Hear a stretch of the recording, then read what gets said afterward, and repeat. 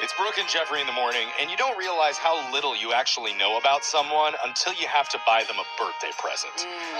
So I'm hoping to get a few hints about what to buy each of you as we go around the room for another highly informational edition of What's on Your Mind. We're going to start with Brooke. Brooke, what's on your mind? Well, I just got to say, now that the mouse is out of the bag and Alexis knows that there was a mouse in my kitchen. Are you some mouse instead of cat? My husband is a hero. He finally agreed to consummate the marriage with you, Brooke. Good for you, Michael. For handling the mouse. He called me frantic at work, and apparently I wasn't his first call. It took a lot of outside help to get this mouse taken care of.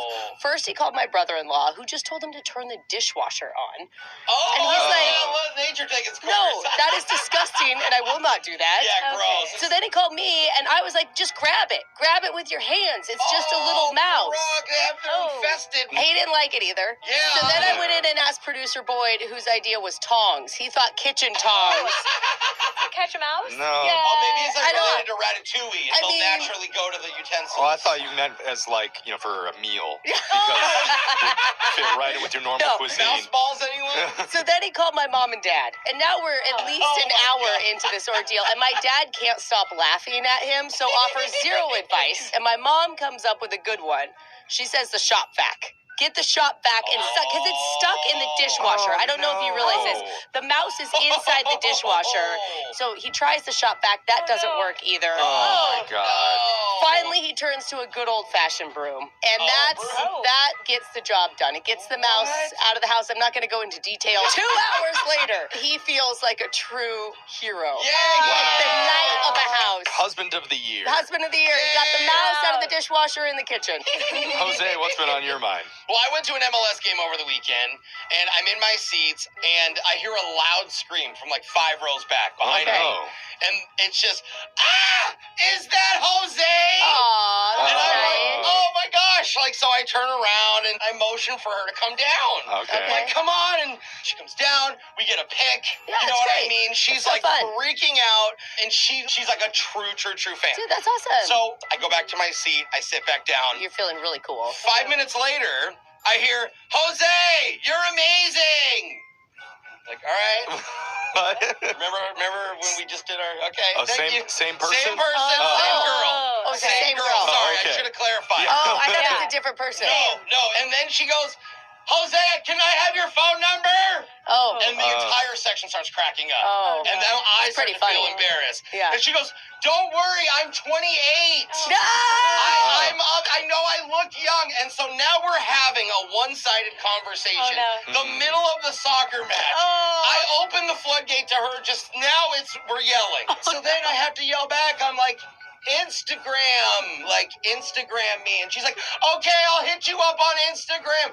What's your handle? And so literally I felt so embarrassed. Yeah, because you guys are screen I know, flirting and I'm across like a giant stadium. When does that ever happen? I'm not trying to flirt, Jeff. For once, I'm literally so embarrassed. And why didn't it all happen when you were together taking I a know, photo?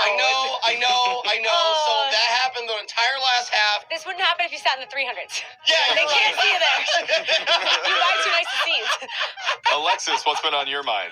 So you guys know I've been coaching high school track lately, I told you. Yes. And I love it so much that I saw an opportunity to be a Pilates coach, and I thought, why not get a third job? Hey, might as well. So, Okay. You like to exercise, yeah, it was an audition you go to and like perform at. Cool.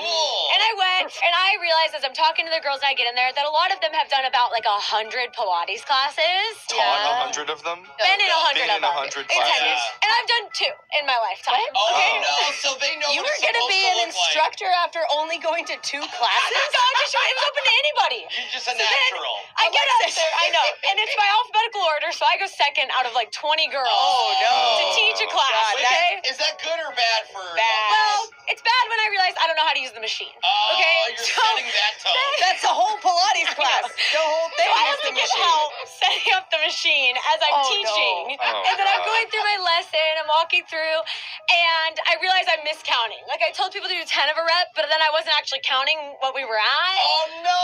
So then I'm like guessing where we're at, and I'm asking the class what number we're on. And like I look over, and this girl is like giving me a thumbs up. She's like, "Good job." Oh, And I'm like, no.